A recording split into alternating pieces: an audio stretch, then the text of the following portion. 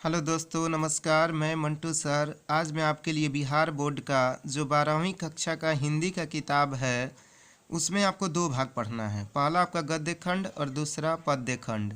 तो गद्य खंड मीन्स होता है कहानी, लेख, निबंध, और पद्य खंड मीन्स होता है आपका कविता। तो आज हम लोग बात करेंगे गद्य खंड की। तो गद्य खंड में आपका पहला चैप्टर जो है वो बातचीत है। तो बातचीत का पाठ का मैं आपको आज सारांश बताऊंगा, जो कि आपको एग्ज़ाम में 5 अंक के पूछे जाएंगे। तो चलिए स्टार्ट करते हैं। तो बातचीत, सबसे पहले ये जानिए कि ये है क्या। तो बातचीत जो है वो एक ललित निबंध है। याद रखिएगा, ऑब्जेक्टिव में आपको काम आएंगे। बातचीत क्या है? आपका एक ललित निबंध है जिसके निबंधकार का नाम है बालकृष्ण भट्ट। आपने ज़रूर पढ़ा होगा, बेहद इम्पोर्टेंट चैप्टर है ये। तो बातचीत शीर्षक निबंध का सारांश लिखे। तो बातचीत का एक ललित निबंध है जिसके निबंधकार का नाम है बालकृष्ण भट्ट। चलिए समरी स्टार्ट करने से पहले बालकृष्ण भट्ट के बारे में थोड़ी सी जानकारी कर लिया जाए। जैसा कि देखिए, बातचीत एक ललित निबंध है, बालकृष्ण भट्ट जी के द्वारा लिखा गया है। भारतेंदु युग और आधुनिक काल का जब भी जिक्र आएगा, आपका जवाब याद रखिएगा बालकृष्ण भट्ट होना चाहिए। इनका जन्म 23 जून 1844, याद रखिएगा। जन्म कब? 23 जून 1844 उत्तर प्रदेश इलाहाबाद में हुआ था। और इनका निधन जो हुआ था 20 जुलाई 1914। जन्म कब? 23 जून 1844 और आपका निधन 20 जुलाई 1914। थोड़ी सी पॉइंट में और इस पे आपको बताऊंगा। इनकी रचना दमयंती स्वयंवर और 100 अजान एक सुजान नूतन ब्रह्मचारी, ये 3 बेहद इंपॉर्टेंट है, याद रखिएगा। दमयंती स्वयंवर, 100 अजान एक सुजान नूतन ब्रह्मचारी। ठीक है, तो चलिए अब हम लोग निबंध का सारांश देखें। बातचीत, देखिए, बातचीत शीर्षक महान पत्रकार, निबंधकार तथा तीक्ष्ण बुद्धि युक्त आलोचक बालकृष्ण भट्ट की रचना है। यह निबंध उनके निबंधकार व्यक्तित्व और निबंध कला के साथ साथ भाषा शैली का भी प्रतिनिधित्व करता है। यह निबंध उनके निबंधकार व्यक्तित्व और निबंध कला के साथ साथ भाषा शैली का भी क्या करता है? प्रतिनिधित्व करता है। बालकृष्ण भट्ट बातचीत निबंध के माध्यम से मनुष्य को ईश्वर द्वारा दी गई अनमोल वस्तु वाक शक्ति का सही इस्तेमाल करने को सिखाते हैं। देखिए, मेन बातचीत जो है वो बालकृष्ण भट्ट ये बताना चाहते हैं कि बातचीत कैसे करनी चाहिए, बातचीत करने का तरीका कैसी होनी चाहिए। तो इसी के बारे में ये बता रहे हैं। ये कह रहे हैं कि बातचीत जो है वो ईश्वर के द्वारा दी गई एक अनमोल वस्तु है। बातचीत निबंध के माध्यम से मनुष्य को ईश्वर द्वारा दी गई अनमोल वस्तु वाक शक्ति का सही इस्तेमाल करने को सिखाते हैं। वे बताते हैं कि यदि वाक शक्ति मनुष्य में न होती तो हम नहीं जानते कि इस गूंगी सृष्टि का क्या हाल होता। सब लोग मानो किसी कोने में चुपचाप बैठे होते। वे बातचीत करने के विभिन्न तरीके बताते हैं। बातचीत में वक्ता को नाज नखरा का मौका नहीं मिलता। बातचीत जहां दो आदमी का प्रेम पूर्वक संलाप है। ठीक है, और नेक्स्ट अगला पैराग्राफ में देखते हैं। जिंदगी को मज़ेदार बनाने के लिए बातचीत एक आवश्यक तत्व है। जिंदगी को मज़ेदार बनाने के लिए बातचीत क्या है? एक आवश्यक तत्व है। बातचीत से चित्त हल्का और स्वच्छ होता है। देखिए, जब भी हम लोग थोड़ी बहुत परेशानी में होते हैं और अपनी परेशानी दूसरों के सामने शेयर करते हैं तो थोड़ा मन जो है वो हल्का हो जाता है। ठीक है, उसे लेखक ने राम रमोवल की संज्ञा दी है। रॉबिन्सन क्रूसो, देखिए यहाँ पे मैंने बोल्ड मार्कर से कर दिया है, याद रखिएगा ये पॉइंट। रॉबिन्सन क्रूसो ने 16 वर्ष कुत्ता, बिल्ली आदि जानवरों के बीच रहने के उपरांत फ्राइडे के मुख से मनुष्य की बोली सुनकर आनंद विभोर हो गया।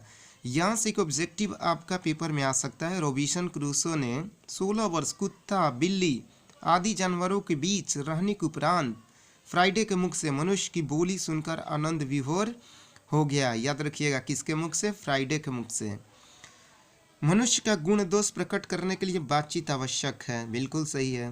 देखिए, पहली बार जब हम किसी भी इंसान से मिलते हैं तो जब तक वो बोलता नहीं है तब तक हम मालूम नहीं चलता है कि वो इंसान किस प्रकार का है। और जैसे ही वो वाक्यों का प्रयोग करना शुरू करता है तो मालूम चल जाता है कि यह इंसान किस प्रवृत्ति का है। तो बातचीत में यही आपको बालकृष्ण भट्ट जी बता रहे हैं कि मनुष्य का गुण दोष प्रकट करने के लिए बातचीत आवश्यक है। और एक सबसे बड़ी बात, आपने ज़रूर किसी मोटिवेशन लाइन में पढ़ा होगा कि मनुष्य जो है वो 2 से 3 साल में बोलना सीख जाता है, लेकिन 30 साल में भी ये नहीं सीख पाता है कि बोलना क्या है। इसलिए बोलना एक विशेष कला है।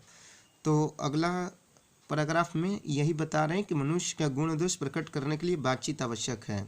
ब्रेन जॉनसन के अनुसार बोलने से ही मनुष्य के रूप का साक्षात्कार होता है, जो हमेशा उचित है। एडिशन के अनुसार असल बातचीत सिर्फ 2 व्यक्तियों में हो सकती है। ये भी बेहद इंपॉर्टेंट लाइन है। एडिशन के अनुसार असल बातचीत सिर्फ 2 व्यक्तियों में हो सकती है, जिसका तात्पर्य यह हुआ कि जब आदमी 2 होते हैं तभी अपना एक दूसरे के सामने दिल खोलते हैं। तीसरे की उपस्थिति मात्र से ही बातचीत की धारा बदल जाती है। बातचीत में जब 4 व्यक्ति लग जाते हैं तो बस वहाँ औपचारिकताएं ही होती है। यूरोप के लोगों में आर्ट ऑफ कन्वर्सेशन काफ़ी हद तक बढ़ा है।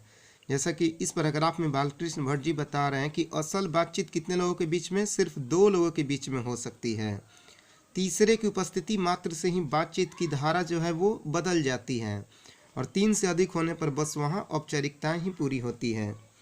चलिए अगला लास्ट पैराग्राफ में पढ़ते हैं हम लोग।